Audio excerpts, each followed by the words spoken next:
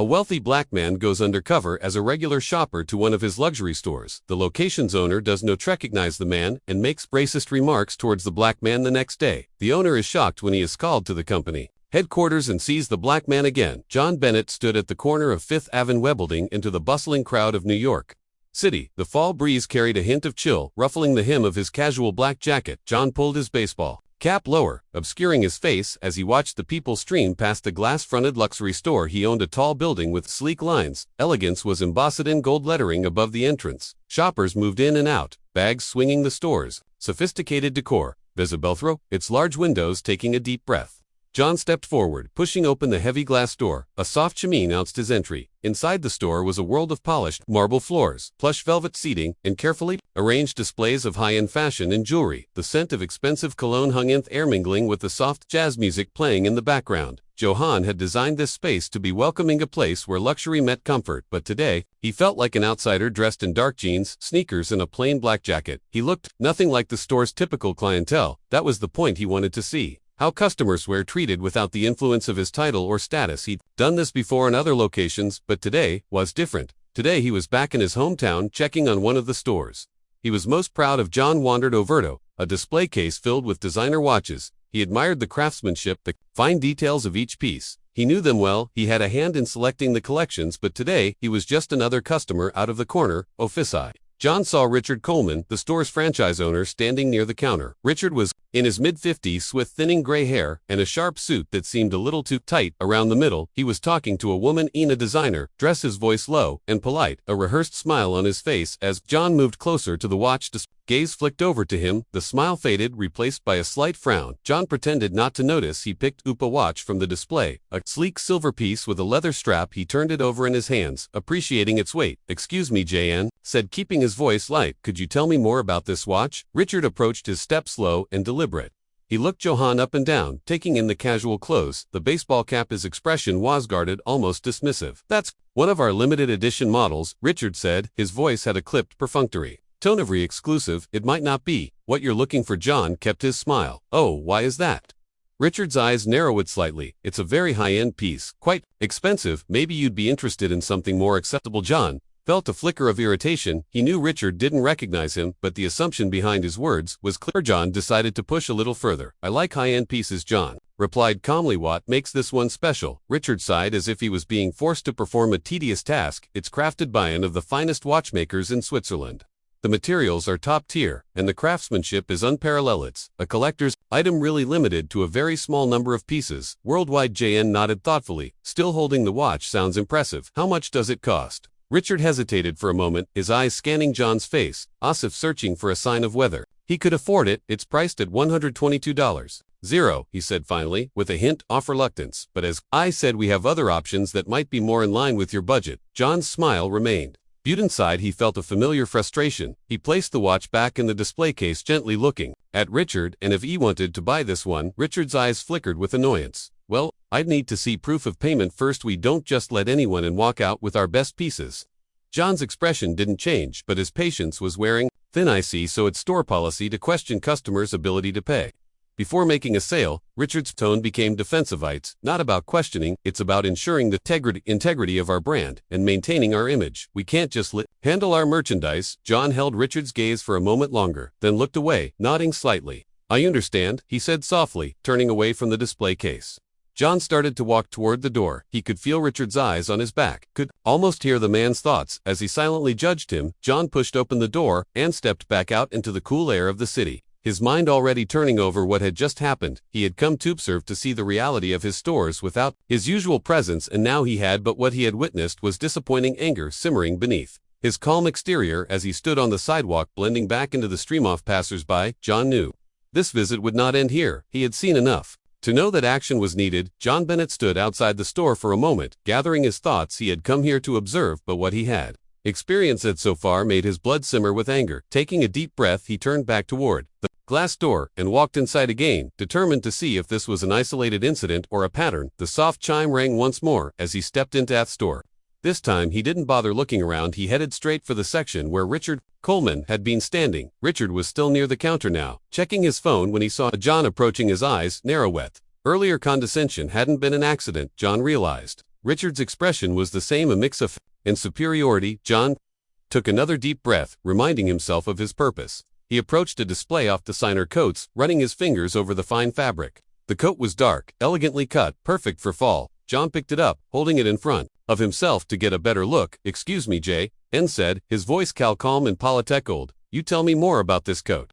Richard looked up from his phone, eyes flicking from the coat to John's face. He hesitated for a moment, then put his phone away and walked over, the fake smile returning. "That's one of our premium items," Richard said, his tone just as clipped as before. "Italian wool, handcrafted. It's from our latest collection, very exclusive." John nodded, examining the coat. "It's nice. How much is it?" Richard's smile tightened. "It's priced at $2.500 wash," he said, and enunciating each word, as if explaining to a child. "These are meant for our high-end customers. We don't usually keep this kind of merchandise out for just anyone to touch." John raised an eyebrow but kept his tone neutral. "I see. So you keep some items out of reach of your regular customers." Richard's face hardened, the polite facade. "Slipping our regular customers know what they can afford and what they can't," he said curtly. "We cater to a specific clientele. Here, people who appreciate quality and have the means to purchase it." John placed the coat back on its hanger, taking his time. He felt the frustration rising again, but forced himself to remain calm. "I appreciate quality," he said evenly, "and I think I might be interested in this coat." Richard's eyes flickered with a mix of irritation and disbelief. He took a step closer, lowering his voice as if trying to keep their conversation private. "Look,"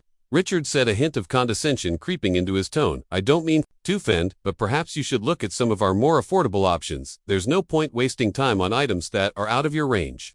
John's patience was thinning rapidly. He met Richard's gaze, his voice firm but controlled. "You don't know what my range is," John replied, "and assuming you do, based on how I look, is not good business practice." Richard's expression tightened.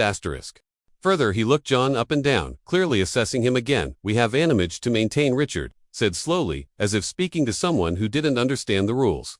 "We can't just have come in and handle our most valuable items. It's about preserving the brand." John held Richard's gaze, his anger no clear in his eyes. "Preserving the brand?" John echoed. "By judging people based on their appearance, that's not how you build loyalty or respect."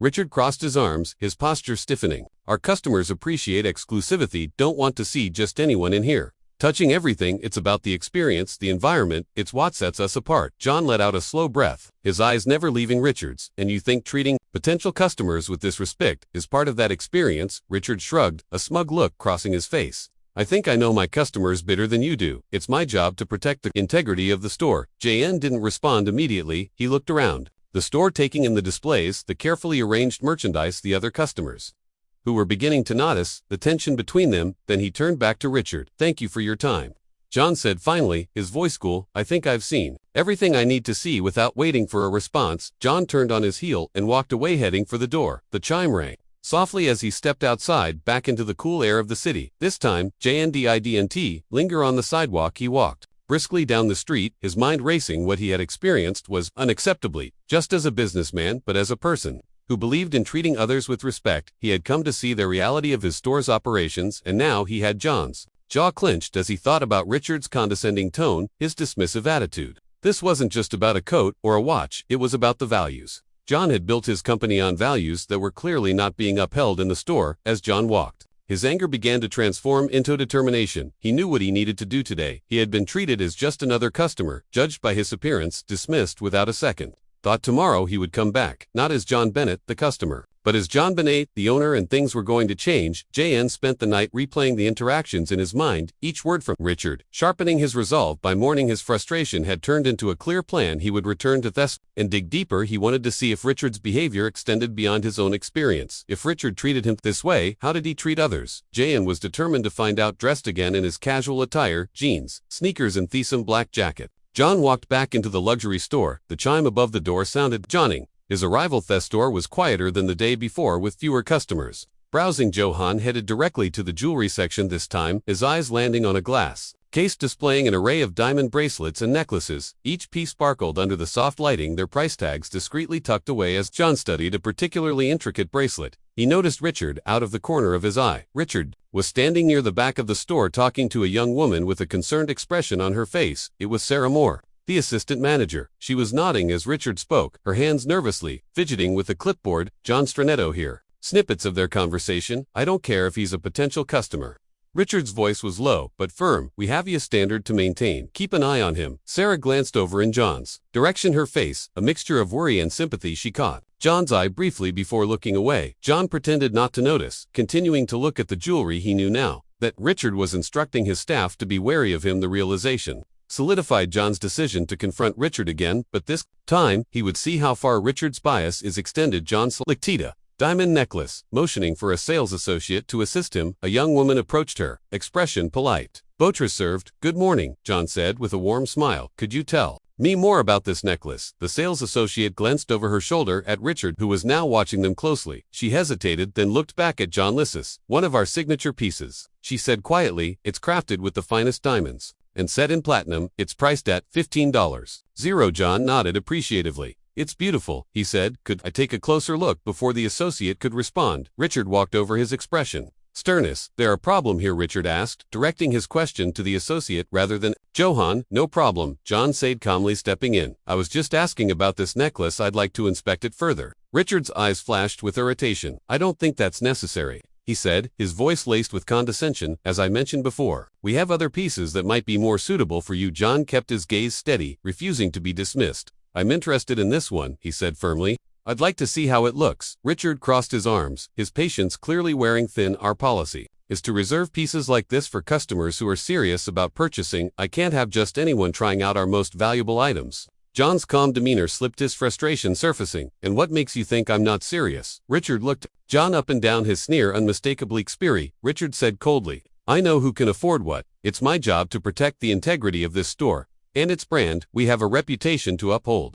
John felt his temper rising, but he kept his voice steady. And you uphold that reputation by judging people based on how they look, by refusing service to someone because you think they don't belong. Richard's expression didn't change. It's not personal, it's business. Our customers expect a certain level of I can't afford to waste time on people who aren't serious buyers. John took a step closer, lowering his voice. And how many serious buyers have you turned away because you made assumptions? How many people have you disrespected as you decided they didn't fit your idea of a customer? Richard's jaw tightened. I run this store the way I see fit, he said sharply, and frankly, I don't have to explain myself to you. John held Richard's gaze, anger simmering beneath his calm exterior. You may not have to explain yourself to me, John said quietly, but you will have to answer to someone. This kind of treatment isn't just bad for business, it's wrong. Richard's eyes flickered with uncertainty for a moment before his expression hardened again. If you don't like how things are done, Harrow, welcome to leave, he said dismissively. There are plenty of other stores that might suit your tastes. John took a deep breath. Stepping back, he glanced at Sarah, who was watching the exchange with a worried expression. Thank you for your time, John said to Richard, his voice cold. I'll be sure to let the right people know how you run your store with that. John turned on his heel and walked out of the store. The door's chimes seemed to echo louder than before. As Hess back onto the bustling street, John knew what he had to do next. He had seen enough to understand that Richard's behavior was not an isolated incident. It was a mindset, a way of thinking that needed to be addressed. As John walked away, his resolve solidified. He had hoped for a different outcome, but now he was certain change was necessary, and it was going to start at the top. J.N. spent the night preparing for what needed to be done. The next morning, he didn't return to the luxury store. Instead, he headed straight to his company's headquarters, a sleek glass building in Midtown Manhattan. Inside, the atmosphere was one of quiet efficiency, phones ringing softly, employees moving purposefully through the halls. John walked into the executive conference room, a large space with a long polished table and floor-to-ceiling windows overlooking the city. He took a seat at the head of the table, his expression calm but resolute. John had arranged for Richard Coleman to meet him here under the pretense of discussing store performance and future goals. John knew this would ensure Richard showed up. John's assistant Lisa stood by the door, waiting for Richard to arrive. Soon Richard entered the room, his usual air of confidence wrapped around him like a cloak. He wore a sharp suit, and his face a look of curiosity mixed with a hint of annoyance. Clearly he thought he was being called in for another routine cock, perhaps even to receive praise for his work at the store. Richard's steps faltered slightly when he saw John sitting at the head of the table. His eyes widened in surprise, and he glanced at Lisa, then back at John. He was clearly struggling to place John, and confusion flashed across his face. J.N. remained silent for a moment, allowing Richard to absorb the scene. Then he spoke, his voice calm and authoritative. Take a seat, Richard, J.N. said, gesturing to a chair across the table. Richard hesitated for a moment before pulling out a chair and sitting down. Good morning, Mr. Bennett, Richard said cautiously. I wasn't expecting to see you here. Is everything all right? J.N. leaned forward slightly, his gaze steady. No, Richard, everything is not all right. I've come to discuss some serious concerns about your behavior. Asked store. Richard's eyes flickered with confusion, then with an attempt at his usual confidence. Concerns about what? I've been running the store the way I always have. Sales are up, and the brand image is strong. If there's a problem, I'd be happy to address it. John's expression remained unchanged. Sales numbers aren't the issue here, Richard. The issue is how you treat people. I visited your store yesterday. You didn't recognize me because I came as a regular customer dressed casually. Realization dawned on Richard's face, quickly followed by a flash of panic. His mouth opened, then closed as he tried to think of a response. John continued before he could speak. I saw firsthand how you judged me based on my appearance. John said, his voice calm but firm. You made assumptions who were dismissive, and you refused to provide the same level of service you would for someone you deemed worthy customer. This isn't just about how you treated me, it's about how you likely treat others, anyone who doesn't fit your narrow view of who deserves respect. Richard swallowed hard, his face reading. Mr. Bennett, I didn't know it was you. If I had known. John cut him off. That's exactly the problem. You shouldn't have to know who someone is to treat them with basic human decency. This company stands for inclusivity and respect. We've built our brand on the idea that luxury is not just about exclusivity, but about making people feel valued. You've turned my store into the opposite of what it's meant to be. Richard shifted in his seat, clearly uncomfortable. I was just trying to maintain the brand's image to keep it exclusive and high-end. Our customers expect a certain atmosphere, a certain clientele. John's voice hardened. Our customers expect quality products and respectful service regardless of what they look like or how they dress. They deserve to feel welcome, not judged. Your behavior undermines everything this brand is supposed to represent. Richard's face was a mask of desperation. Now, Mr. Bennett, please, I can change. I understand. No, I'll do better. I'll implement training, whatever you need. John shook his head slowly. It's too late for that, Richard. Your attitude isn't something that can be fixed with training. It's a fundamental problem with how you see people, and it's not something I can allow to continue effective immediately. I'm terminating your franchise agreement. You're no longer responsible for that store. Richard's eyes widened in shock. You can't be serious. I've been with this company for years. I've helped build that store's reputation. You can't just cut me off like this. John stood up, his gaze never wavering from Richard's. Yes, I can, and I will. Your behavior reflects on the entire company, and I won't let one person's prejudices tarnish what we've built. Security will escort you out. You'll receive instructions on the termination process and what will happen next. Richard stood up as well, his face a mix of anger and disbelief. You're making a huge mistake. I'm the best manager this company has. You'll regret this. JN remained calm, his voice steady. No, Richard, the mistake was allowing you to stay in a position where you could harm the company's values. I won't regret ensuring that my stores are run by people who understand what this brand truly stands for. Richard stared at John for a moment, then turned abruptly and stormed out of the room, his footsteps echoing down the hallway. John watched him leave, feeling a sense of resolution settle over him. It wasn't just about firing Richard, it was about protecting the integrity of his company and making sure that every customer felt valued and respected. John turned to Lisa, who had watched the entire exchange silently. Make sure Richard is escorted out and that the transition process begins immediately. JN said. Lisa nodded. Yes, Mr. Bennett, I'll handle it. John walked over to the window, looking out over the city. He had taken a necessary step today. There would be more work to do, more changes to ensure that every store under his brand upheld the values he believed in, but for now Johann felt a sense of calm. The message was clear. Respect and integrity would always come first. John stood at the large windows of his office, looking out over the bustling streets of New York City below. The meeting with Richard had gone as he expected, but the sense of finality hadn't come with satisfaction. John knew firing Richard was necessary, but it was only one part of a larger issue. As he turned away from the window, his phone buzzed. It was a message from Sarah Moore, the assistant manager at the store. She had agreed to meet him at the headquarters to discuss the store's future. John walked down the hallway to the conference room, where Sarah was waiting. As he entered, Sarah stood up quickly, looking nervous. Her brown hair was pulled back into a neat bun and she wore a simple blouse and skirt, her eyes reflecting a mixture of anxiety and hope. John gave her a reassuring smile. Thank you for coming, Sarah, JN said, gesturing for her to sit. No, it's been a stressful couple of days. Sarah nodded, her hands clasping and unclasping in her lap. Yes, Mr. Bennett has been. I heard about what happened with Richard. The staff is talking. They're worried about what's going to happen to the store. John sat down across from her. I understand. That's why I wanted to talk to you. Richard's repertoire was necessary for the health of the company, but I know it leaves a lot of uncertainty. I want to make Sarethi store is in good hands. Going forward, Sarah nodded, her expression serious. I appreciate that, Mr. Bennett. I've always tried to do my best at the store, but it's been difficult.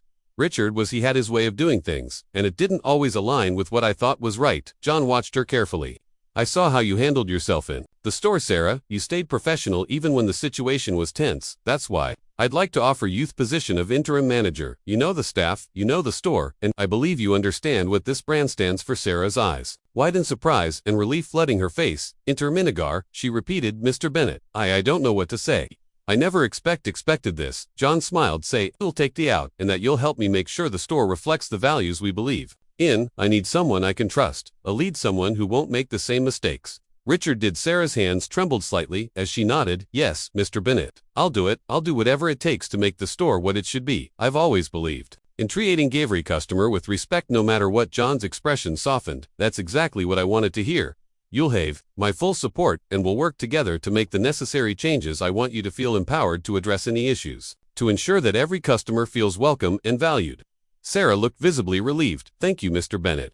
I've always cared about the store and the people who work there. I just never felt like I had the authority to make a difference. John nodded. You do now. I'll make sure you have the resources. Yanid, we start with retraining for all staff, focusing on customer service and inclusion. I want every person who walks into that store to feel like they belong, whether they're buying a $10 watch or just browsing. Sarah's confidence seemed to grow as they spoke. I can do that. I know the staff will respond well to. They just need to know that their efforts are supported and that they're working in a positive environment. John leaned back in his chair, feeling a sense of satisfaction he hadn't felt in a while. Good, I'll be checking in regularly, but I trust you to handle things on the ground. We're in this together, Sarah. The success of the store isn't just about profits. It's about building a community of respect and inclusivity. Sarah smiled, the tension leaving her shoulders. I won't let you down, Mr. Bennett. I'll make sure the store represents the best of what your brand stands for. John stood up, offering his hand. I know you will. Thank you for stepping up. I'm looking forward to seeing the positive changes you'll bring. Sarah shook his hand firmly, a new sense of purpose in her eyes. Thank you, Mr. Bennett. I'm looking forward to making a real difference. As Sarah left the conference room, John felt a renewed sense of optimism. The events of the past few days had been challenging, but they had also been a catalyst for change. He knew there was more work to be done, more stores to visit, more managers to meet, but today was a step in the right direction. John returned to his office, looking out over the city once more. He thought about the people who walked through the doors of his stores every day, each with their own story, their own hopes and dreams. He had built his brand with the belief that everyone deserved to be treated with dignity, no matter who they were, and today, he had taken action to ensure that belief was upheld as the sun set over the skyline. John felt a quiet sense of pride. He wasn't just a businessman. He was a leader, and he had a responsibility to use his position to make a positive impact with people like Sarah in place. He knew his stores would continue to thrive, not just as places of luxury Buddhas, places where everyone felt welcome. The day after Richard's termination, John wasted no time in implementing change. At the store, he scheduled a meeting with the store staff to discuss the new direction and to reassure them that, despite the abrupt shift in management, their jobs were secure and valued. He knew that stability and clear communication would be key in transitioning the store to a place that reflected the brand's values of inclusivity and respect. The meeting was held in a private conference room at the company headquarters, a smaller, beautifully elegant room compared to the one where John had confronted Richard. The staff filed in their faces, a mix of curiosity and concern. Sarah Moore stood at the front with JN, a clipboard in her hand, looking more confident than she had the day before. John stood up, addressing the room. Thank you all for coming, he began, his voice calm and reassuring. Ickno, the past few days have been challenging, and I want to be transparent with you about what's happening. Richard Coleman is no longer with the company. His departure was necessary to realign our store's operations with the value S stand for as a brand. A murmur went through the room. John could see the questions in their eyes, the uncertainty about what this meant for them and their future at the store. He continued, maintaining eye contact with as many of them as possible. I want to make it clear that your positions are not in jeopardy. We value each of you in the work you do. However, we will be making some changes to ensure that our store provides a welcoming environment for all customers, regardless of who they are or how they look. This isn't just about making sales, it's about building relationships and treating every person who walks through our doors with respect. Sarah stepped forward, her voice steady as the new interim manager. I'll be leading our team in these efforts. We're going to focus on customer service training and we'll be working closely with each of you to make sure we all understand what's expected. This isn't about pointing fingers, it's about growing together and improving how we interact with our customers. One of the sales associates, a young man named James, raised his hand. What exactly does this training involve? He asked. And how long will it last? John nodded at Sarah, who answered, the training will cover everything from how to greet customers to handling sensitive situations. It will include workshops on cultural awareness and inclusivity. The goal is to make sure feels empowered to provide the best possible service. We'll start with a series of short sessions over the next few weeks, and we'll have ongoing training throughout the year. James nodded, seeming to accept the explanation. And a woman named Lisa spoke up, and what happens if we see behavior that doesn't align with these values? Dow, report it directly to you. Sarah, John interjected. Yes, you can report any concerns to Sarah, and you can also come directly to me. My door is always open. We take these issues seriously, and I want Tavarioni to feel safe and supported in speaking up. We're building a culture of accountability and respect, and that starts with all of us. The staff nodded, and John could sense a shift in the room. The tension was easing, replaced by a cautious optimism. They weren't just hearing about changes, they were being involved in them. That was as crucial to building trust. Are there any other questions? John asked. Looking around the room, a young woman named Claire Wowert, as a cashier, raised her hand. What if customers come in with the same attitude Richard had? How do we handle difficult situations where customers are being rude or discriminatory? Sarah answered. That's a great question, Claire. Of our training will include conflict resolution and de-escalation techniques. If you ever feel uncomfortable, or if a customer is behaving inappropriately, don't hesitate to call on a manager. We want you to feel empowered to handle situations professionally. But we're also here to support you. JN nodded in agreement. Trimber, you're not alone in this. We're a team, and we'll work together to make sure everyone feels respected, both staff and customers alike. The staff seemed to relax, further reassured by the clear plan and the support being offered. JN FELTA, sense of relief himself. He knew these changes wouldn't solve every problem overnight, but they were a start. Store needed to be a place where everyone felt welcome and valued, and that required a commitment from everyone involved. Thank you all for your time, John said, wrapping up the meeting. I'm confident in each of you and believe you can make this store a model of what our brand stands for. Let's work together to make that happen. The staff began to file out, some stopping to ask Sarah quick questions, others heading back to their duties with a renewed sense of purpose. John watched them go, feeling hopeful he had made the right decision in promoting Sarah. She was already leadership quality ITs that Richard had lacked, and her connection with the staff was clear. As the room emptied, John turned to Sarah. You did well today, he said. The staff respects you, and they're looking to you for guidance. Keep that momentum going. Sarah smiled, looking both relieved and determined. Thank you, Mr. Bennett. I won't let you down. I believe we can make a real difference here. John nodded. I know you will. I'll be checking in regularly, but I trust you to handle things. If you need anything, don't hesitate to reach out. Sarah agreed, and John left the conference room, his mind already moving to the next steps. There were other stores to visit, other managers to meet. The issue with Richard had been a wake-up call, a reminder that even the best intentions could be undermined by prejudice and poor leadership. As John walked through the halls of his headquarters, he felt a renewed sense of opposed the confrontation. But Richard had been difficult, but it was necessary. Justice wasn't just about punishing Grongdong, it was about creating an environment where such behavior wasn't tolerated. JN was committed to building a company where respect, inclusivity, and integrity were more than just words on a mission statement. They were principles that guided every decision, every action, and every interaction. John knew there would be challenges ahead, but he was ready to face them. His commitment to his values and the support of leaders like Sarah gave him the confidence that they could make a real and lasting impact. The store was already showing signs of change. The atmosphere felt lighter, the staff more engaged and welcoming.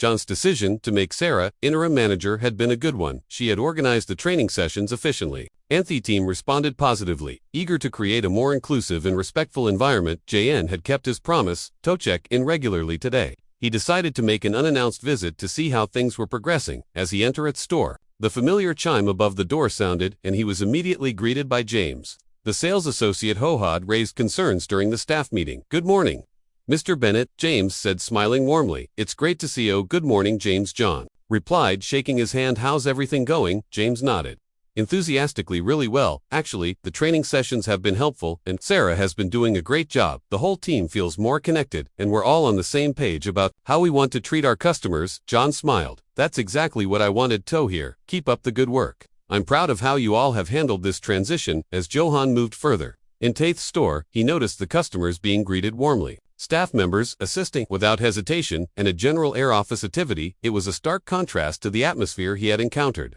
during his first visit. When Richard was in charge, he felt a sense of satisfaction, seeing his vision being realized. Jayan made his way to the back of the store, where Sarah was talking to a customer. She glanced up, saw John, and excused herself. Mr. Bennett, it's good to see you, Sarah said, her expression bright. You too, Sarah. John said, I just wanted to stop by and see how things were going. It looks like you've done a fantastic FC job. Sarah's face lit up with pride. Thank you, Mr. Bennett. The team has been amazing. Thief really embraced the changes, and we're seeing positive feedback from customers.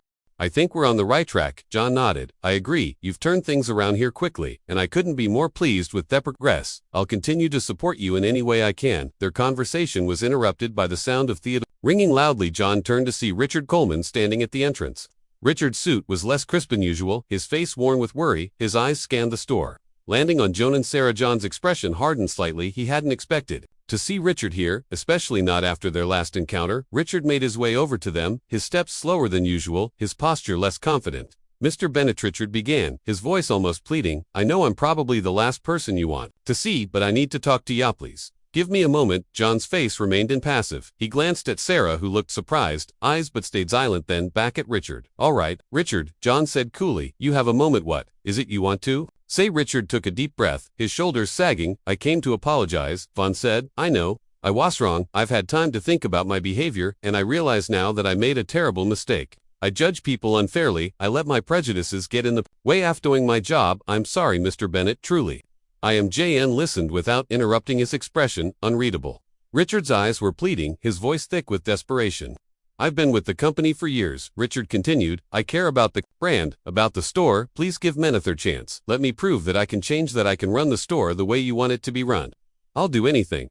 John was silent for a moment, letting Richard's words hang in the air. He thought about the countless times Richard had likely dismissed customers based on their appearance, the way he had treated JN himself. Richard's sudden change of heart seemed more motivated by desperation than genuine remorse. I appreciate your apology, Richard, John said. Finally, his voice calm but firm. But this isn't just about one mistake, it's about a pattern of behavior, a mindset that you've demonstrated for years. What I saw in the store wasn't just an oversight, it was the result of a deep-seated attitude that doesn't align with our values. Richard's face fell, his eyes filling with a mix of frustration and despair.